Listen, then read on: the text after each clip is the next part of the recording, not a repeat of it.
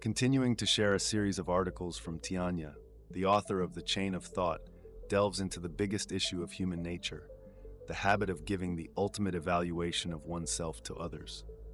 Why is it that before drinking alcohol, you are reserved, but after drinking, you become outgoing? It's because alcohol can temporarily numb your brain, making you stop thinking about how others perceive and evaluate you. In short, when you haven't had alcohol, you are intelligent but timid. But when you have alcohol, you become foolish but courageous. Even though being foolish may provide more opportunities than being intelligent but timid, I want to say don't give others the power to evaluate yourself. Every day you worry about how others see you, and every day you are scrutinized by others through their eyes. If you don't stress, who will stress? If you don't worry, who will worry? Many psychological issues stem from this. Nowadays, many people practice meditation, claiming that it can help us eliminate cluttered thoughts. If you have practiced meditation, you will know that it helps you focus your attention on your body, eliminating all thoughts. However, meditation is only a temporary method that helps you calm your mind for a short period. When meditation ends, old habits and instincts of the brain return, and you continue to give others the power to evaluate yourself, living in a state of tension because of the gaze of others. Why is it like this? It's because our brains are outdated.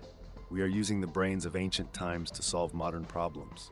Humans are social animals, living in groups for survival since ancient times. We had to care about how the group perceived us. Otherwise, we couldn't do anything.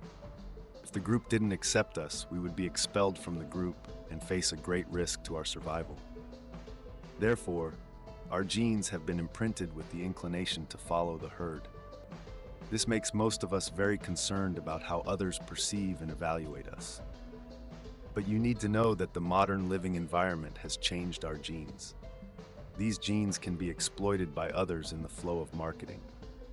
There is a saying in marketing: in a complex society, human emotions are pulled in two directions. On one hand, the authorities try to create hardworking and thrifty individuals. On the other hand, advertising companies constantly market to make us spend all the hard-earned money on buying products that help them profit.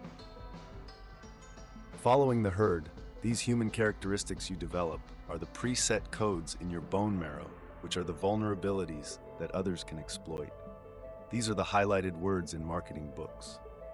This is the situation where we give dominant power to society. We have given dominant power to our primitive needs, such as eating and playing. This is the state of indulgence. This situation is even scarier than before. I've written an article about Skinner's box, where Skinner put a mouse in a box, and whenever it pressed a button, it would receive food. This made the mouse continuously press the button. Most people in our society are like that. As long as they can make money, they will strive, and their behavior is blindly controlled. No different from how Skinner controlled the mouse. According to Freud's theory, primitive needs are the id, and society is the superego. You can stop and search on Google for the theory of psychoanalysis to read about it. He said that the id and the superego are two warring guardians fighting for control of the human soul.